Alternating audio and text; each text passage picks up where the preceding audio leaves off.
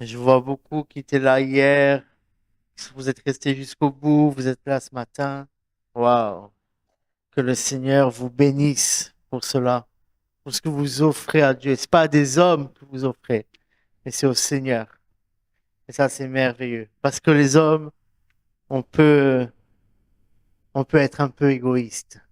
On peut offrir à un homme et on le rendra jamais en tant qu'être humain. Mais Dieu, lui, il voit. Et Dieu, lui, il prend en compte ce que vous offrez, le sacrifice que vous donnez pour lui. Et ça, c'est merveilleux. Je rends gloire à Dieu pour cela. On a passé une soirée merveilleuse. On a passé une matinée merveilleuse dans l'adoration. La présence de Dieu est là.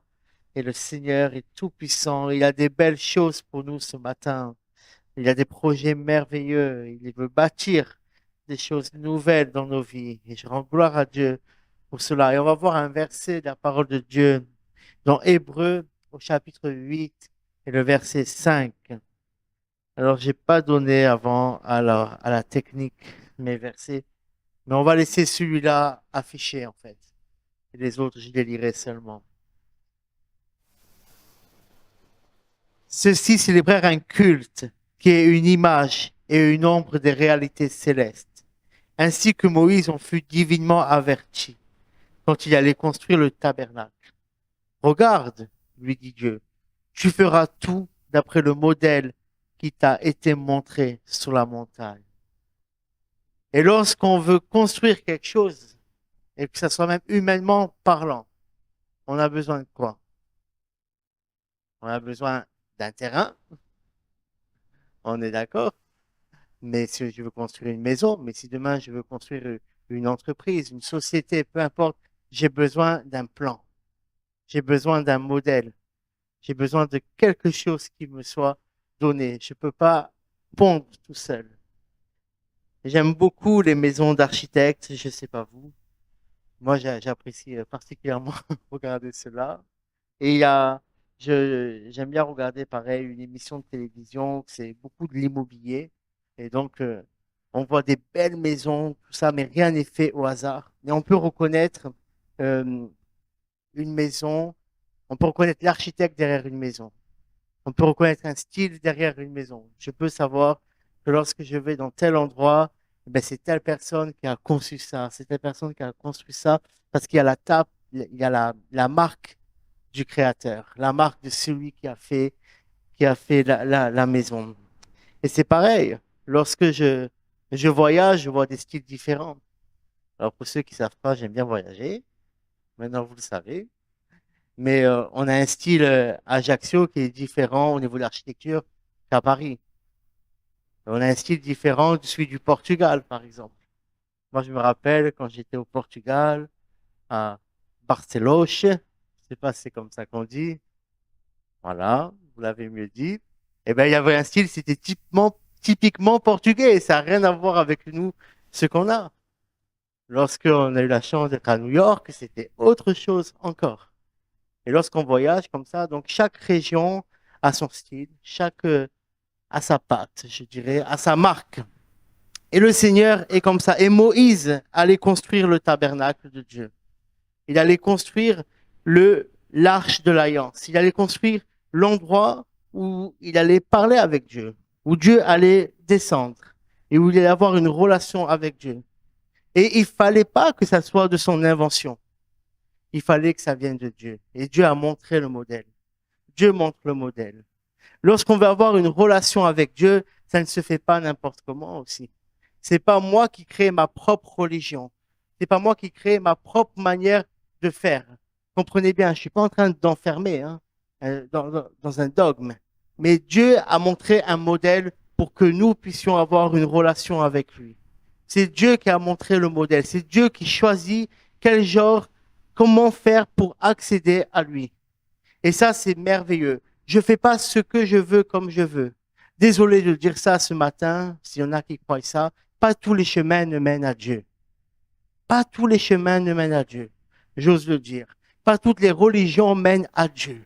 J'ose le dire aussi. Mais il y a un seul chemin, un seul modèle qui mène à Dieu. Et on le sait ici, puisque je vois que des gens qui ont accepté ce modèle-là, c'est Jésus-Christ. Il est le chemin, la vérité et la vie. Et lui seul est le modèle qui nous mène à Dieu. Lui seul est celui qui nous permet d'avoir une relation avec Dieu. Et Moïse a eu les plans. Il est monté sur la montagne. Et il y a quelques semaines, il me semble que le frère Patrice a prêché sur monter sur la montagne. Et donc, c'est merveilleux. Ça nous encourage à aller chercher Dieu.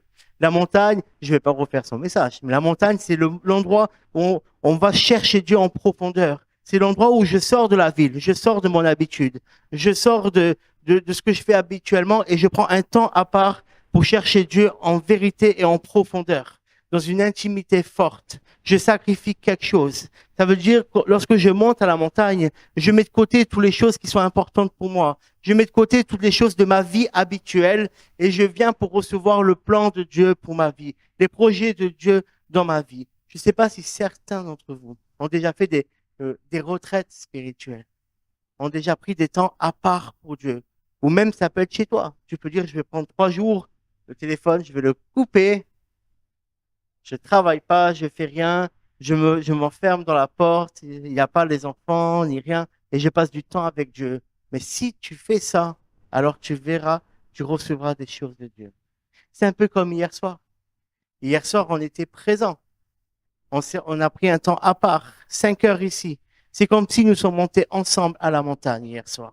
Est-ce qu'il y en a qui ont reçu des choses de Dieu divinement? Amen, je vois des mains. Moi, j'ai reçu des choses de Dieu hier. Et c'était merveilleux, c'était grandiose. Et Dieu nous montre le modèle. Et Dieu, tout au long de la Bible, on voit qu'il est comme ça. On voit que c'est celui qui montre le modèle, c'est celui qui conduit. Lorsque l'humanité allait être détruite, Dieu a montré à Noé un modèle, une arche, un secours. Il a dit, tu vas construire ça. Noé n'a pas inventé l'arche, hein. Il a simplement répété ce que Dieu lui a mis. Dieu lui a mis l'arche, il fera tant de mesures, tant de mètres, tant ça. C'est comme ça, tu feras tel étage. Comme si rien n'est laissé au hasard avec Dieu. Et Noé a pu sauver sa famille parce qu'il a écouté le modèle de Dieu. Le modèle de Dieu, si tu écoutes le modèle de Dieu, alors ta famille sera sauvée. Pourquoi des fois notre famille elle n'est pas sauvée? Parce qu'on veut bâtir sur notre propre modèle. Parce que c'est notre propre modèle à nous qu'on écoute. Et donc, ça échoue. Ça ne fonctionne pas. Mais le modèle de Dieu, lui, il est parfait et il a la place dans l'arche pour la famille de Noé. Il a la place dans l'arche et Jésus-Christ pour ta famille aussi. Sache-le. Je dis ça comme un encouragement. Dieu a donné aussi le modèle du temple. Lorsque Salomon a reçu l'ordonnance de construire le temple, il le tenait de son père. Il est dit dans la Bible que David a donné à Salomon tous les détails, toutes les mesures du temple qu'il avait en esprit. David, aussi bon roi qu'il était, n'était pas architecte. David n'a pas inventé que le temple devait être comme ci, comme ça. Mais comme il avait une relation avec Dieu, alors Dieu a pu lui dire, voilà comment ça va être. Voilà comment tu vas construire. Voilà sur quel modèle tu vas bâtir. Et la question que je voudrais nous poser ce matin, c'est sur quel modèle bâtis-tu? Frère, sœur, sur quel modèle bâtis-tu ta vie? Waouh! Et Dieu a prévu un modèle. Il y a le modèle de l'homme.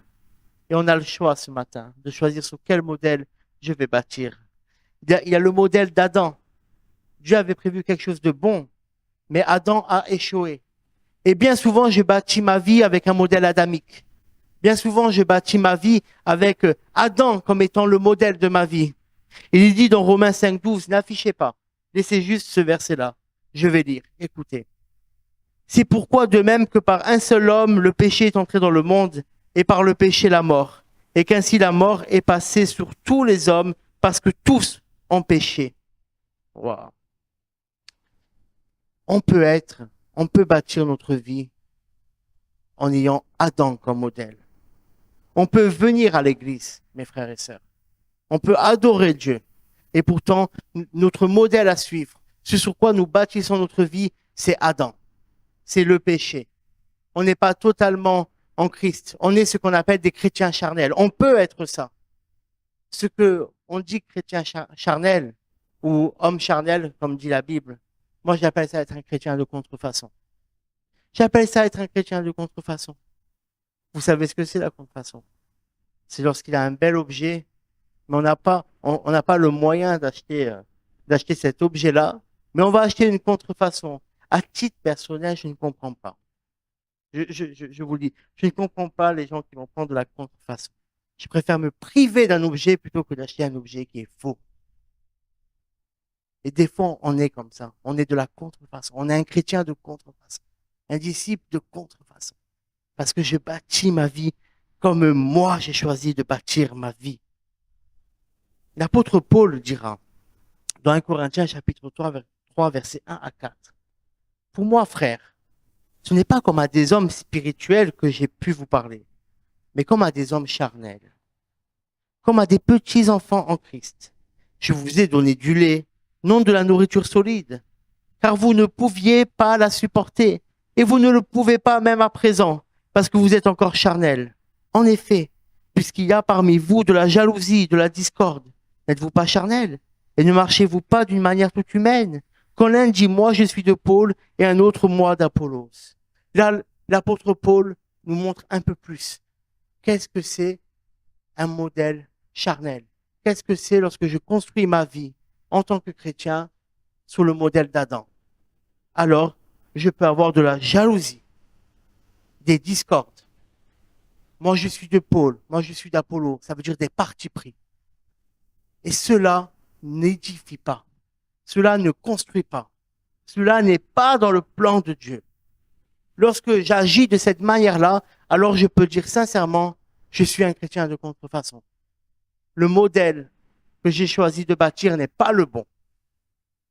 Hébreux 5.12 nous dit, alors que vous devriez avec le temps être des maîtres, vous avez de nouveau besoin qu'on vous enseigne les premiers principes élémentaires des oracles de Dieu.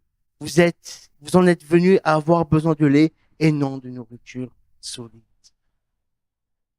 L'enfant a besoin de lait. L'enfant a du lait. Lorsqu'on démarre, on nous enseigne le lait, c'est normal. Mais arrivé à un moment, on ne peut plus se contenter de lait. J'ai vu un reportage un jour qui nous disait que dans notre organisme, on a jusqu'à l'âge de 3 ans, il me semble, l'hormone qui nous permet de supporter le lait. En réalité, on a jusqu'à l'âge de 3 ans et après, cette hormone, elle disparaît parce que Dieu a bien fait le corps. On n'est pas censé avoir se nourrir de lait tout au long de notre vie.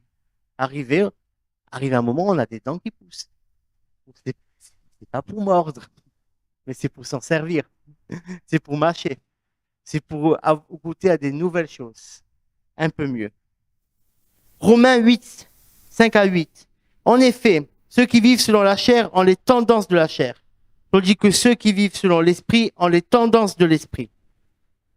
Avoir les tendances de la chair, c'est la mort. Avoir celle de l'esprit, c'est la vie et la paix. Car les tendances de la chair sont ennemies de Dieu, parce que la chair ne se soumet pas à la loi de Dieu, elle en est même incapable. Or, ceux qui sont sous l'emprise de la chair ne peuvent plaire à Dieu. Sur quel modèle bâtis-tu ta vie? Quel modèle as-tu reçu? Est-ce que c'est le modèle de Dieu? On va voir après quel est le modèle de Dieu. Mais où est-ce que tu as encore, où est-ce que nous avons encore, je me mets dedans, les fruits encore de la chair qui sont ceux qu'on voit depuis tout à l'heure? Si c'est ça, alors il va falloir faire mourir la chair. Et c'est faisable. Un dernier texte avec vous, dans Galates. Frères, et je rajouterai les sœurs, vous avez été appelés à la liberté. Seulement ne faites pas de cette liberté un prétexte pour vivre selon la chair, mais par amour soyez serviteurs les uns des autres, car toute la loi est accomplie dans une seule parole, celle-ci. Tu aimeras ton prochain comme toi-même. Mais si vous vous mordez et vous dévorez les uns les autres, prenez garde de ne pas être détruits les uns par les autres. Wow. Or, les œuvres de la chair sont évidentes, c'est-à-dire l'inconduite, l'impureté, la débauche, l'idolâtrie, la magie, l'hostilité, la discorde, la jalousie, les fureurs, les rivalités, les divisions, les partis pris, les envies, ivrogneries, orgies et choses semblables. Je vous préviens, comme je l'ai déjà fait, ceux qui se livrent à de telles pratiques n'hériteront pas du royaume de Dieu. Wow! Qui ne se livre pas de telles pratiques? Je veux bien croire qu'on n'a pas la liste entière, mais est-ce que un ou deux n'est pas un peu accoutumé de notre personne, n'est pas un peu dans nos habitudes. Je veux bien, mais un petit coup de fureur comme ça. Dans le jargon, on m'appelle furax. Non, on doit faire mourir cela. Parce que lorsque on se laisse dominer par ces émotions-là, lorsqu'on se laisse dominer par ces fruits-là, clairement, nous sommes en train de mal bâtir notre vie. Nous ne prenons pas le bon modèle pour construire la vie que le Seigneur a pour nous. Mais j'ai quand même une bonne nouvelle pour nous. Et gloire à Dieu. Gloire à Dieu. C'est comme ça dans la vie. Des fois, on est obligé de faire un bilan. Le bilan, il n'est pas très bien. Des fois, ça nous arrive, on va chez le médecin, on fait un bilan sanguin, le résultat, il n'est pas bon, mais ce résultat, au final, il est bon. Parce que si je vois que j'ai du cholestérol, alors je vais arrêter de manger des choses qui me donnent du cholestérol. Et ma santé va être bonne. Et si ce matin, tu vois que tu as des choses qui sont là, et ne te dis pas c'est trop tard, ne te dis pas je suis fichu, mais dis-toi qu'il va avoir le remède derrière que tu vas pouvoir appliquer pour être en bonne santé spirituellement parlant. Parce que c'est très important. Jésus, lui, est notre modèle à suivre. Et ça, c'est merveilleux. Comme on a vu tout à l'heure dans Romains 5,12, Romains 5,17 nous dit, si par la faute d'un seul, la mort a régné par lui seul, à bien plus forte raison, ceux qui reçoivent l'abondance de la grâce et du don de la justice régneront-ils dans la vie par le seul Jésus-Christ. Jésus-Christ, lui, est là pour nous donner la vie. Car puisque la mort est venue par un homme, c'est aussi par un homme qui est venue la résurrection des morts. Et comme tous meurent en Adam, de même tous revivront en Christ. C'est lui qui est mon modèle dans lequel je dois bâtir. Vous savez, je pense à ça. Jésus, il a dit un moment dans sa parole, Père, tout ce que j'ai dit, ce n'est pas de moi, mais de toi. J'ai reçu de toi pour leur donner le modèle, pour leur donner la direction, pour leur donner le chemin. Prends le mot que tu veux, mais c'est ça. Jésus, quand il était ici, il a reçu de Dieu la vision pour son peuple. Il a reçu de Dieu la vision pour l'Église, la vision pour ta vie, parce qu'il veut bâtir dans ta vie quelque chose de merveilleux et de grand. Tout à l'heure, tu l'as chanté, tu l'as prophétisé, tu l'as proclamé, et maintenant, tu vas le mettre en pratique. Au nom de Jésus, je le déclare aussi sur ta vie ce matin, que tu vas mettre en pratique le modèle de Christ. S'il y a des choses qui étaient adamiques, s'il y a des choses qui n'étaient pas bonnes, qui étaient encore de la chair, eh ben, tu vas pouvoir mettre ça à terre parce que tu es avec Christ. Si tu rejettes cela, le Seigneur va t'aider, va te donner la force, la victoire sur tous les péchés que tu peux avoir. Tu vas pouvoir dominer même sur ta langue, sur ton cœur, sur tes pensées. Je ne sais pas ce qui peut te faire chuter, mais le Seigneur, lui, te donne la puissance. Le Seigneur, il est ressuscité. Le Seigneur, il est vivant. Le Seigneur, il est là parmi nous et il veut faire de toi un champion. Il veut faire de toi un héros. Le Seigneur, il n'aime pas te voir à terre. Le Seigneur, il n'aime pas te voir chuter. Le Seigneur, il n'aime pas te voir en dehors de ce qu'il a prévu pour toi. Parce qu'il sait ce qu'il a prévu pour toi, c'est le meilleur.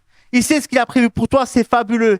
Et nous, souvent, nous pensons avoir le meilleur, mais nous n'avons pas le meilleur. Parce que nous ne connaissons pas en vérité le meilleur. Mais Christ, lui, connaît le meilleur. Et il veut le bâtir dans ta vie. Alors, je t'invite ce matin à prendre un temps après. Tu vas réfléchir, mais prends un temps et laisse Christ bâtir dans ta vie. Laisse Christ te conduire. Laisse Christ te relever. Laisse Christ te construire. Alléluia. Il est dit aussi dans Galates, tout à l'heure on a vu le fruit de la chair, mais il y a aussi le fruit de l'esprit. Le fruit que Christ te donne. Mais le fruit de l'esprit, c'est l'amour, la joie, la paix, patience, bonté, bienveillance, fidélité, douceur, maîtrise de soi. La loi n'est pas contre de telles choses. Ceux qui sont en Christ Jésus ont crucifié la chair avec ses passions et ses désirs. Si nous vivons par l'esprit, marchons aussi par l'esprit, nous ne devenons pas vaniteux en nous provoquant les uns les autres, en nous portant en vie les uns les autres. Je veux vivre dans l'esprit.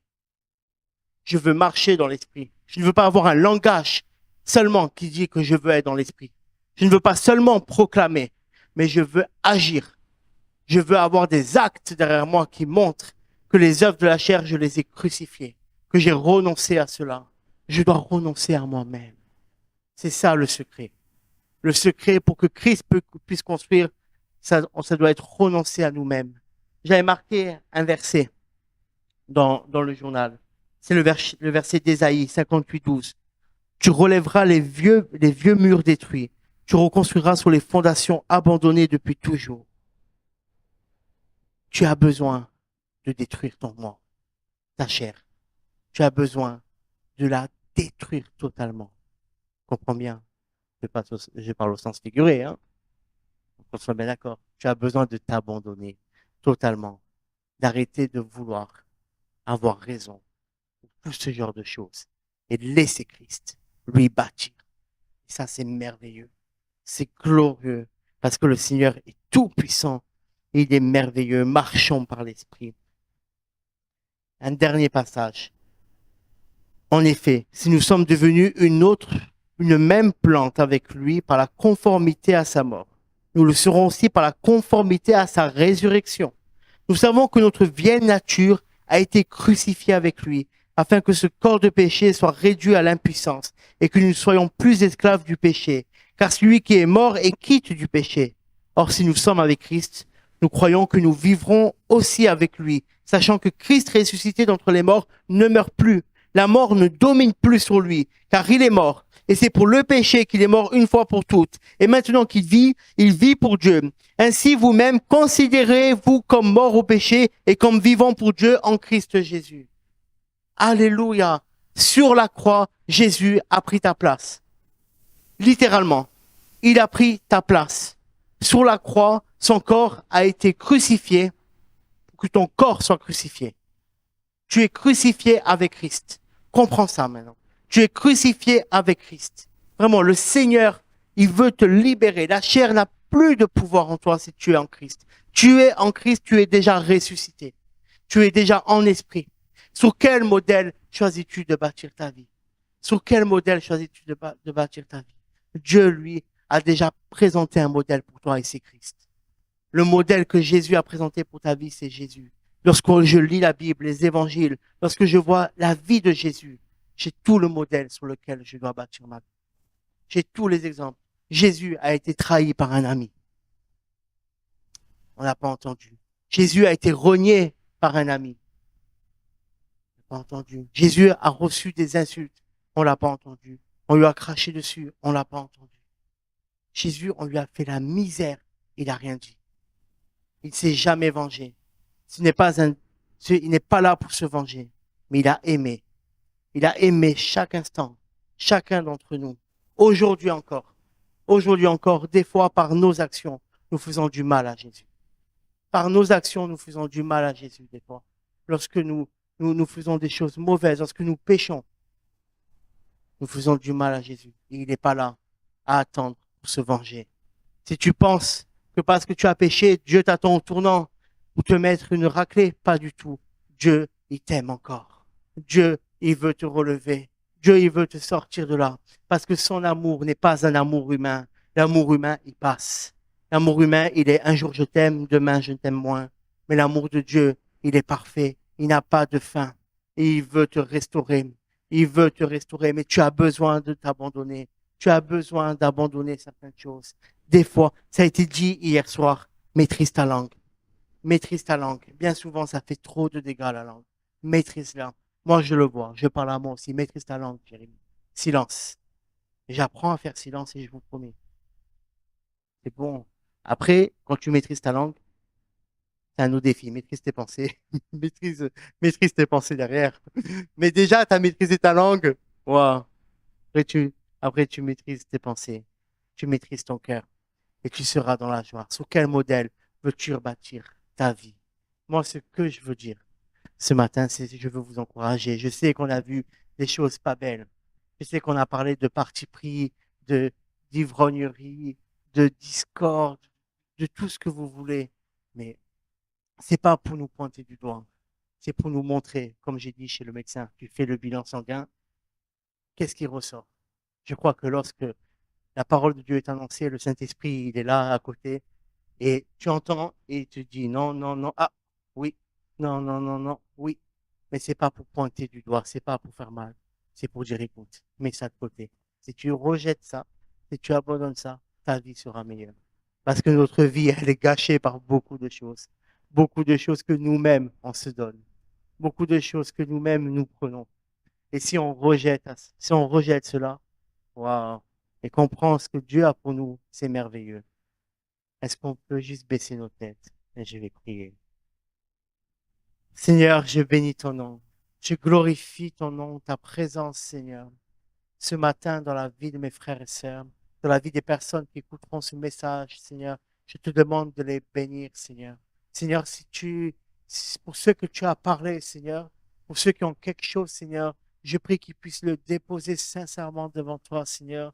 Et moi, je sais, Seigneur, que s'ils prennent la décision, Seigneur, de faire mourir la chair, Seigneur, si nous prenons la décision de crucifier notre chair, Seigneur, alors, Seigneur, nous pourrons bien construire sur le modèle que tu nous as montré, le modèle qui est dans ta parole, le modèle que tu es Jésus-Christ. Moi, je veux bâtir ma vie sur toi, Jésus, alors que notre vie soit bâtie sur toi. Au nom de Jésus, je déclare que maintenant tu vas commencer à construire, que tu vas commencer à bâtir ta vie, non pas sur les schémas anciens, non pas sur les plans anciens, parce que les plans que tu avais jusqu'à maintenant, qu'ont-ils produit de bon? Rien du tout. Mais tu vas commencer à bâtir avec le projet de Dieu, avec le plan de Dieu, et tu verras que jamais tu auras imaginé pouvoir atteindre ce niveau de construction, que jamais tu auras imaginé atteindre ce niveau-là, mais le Seigneur a quelque chose de grand pour toi, alors laisse-le bâtir en toi, laisse-le bâtir en toi, laisse-le être le modèle pour bâtir ta vie, au nom de Jésus,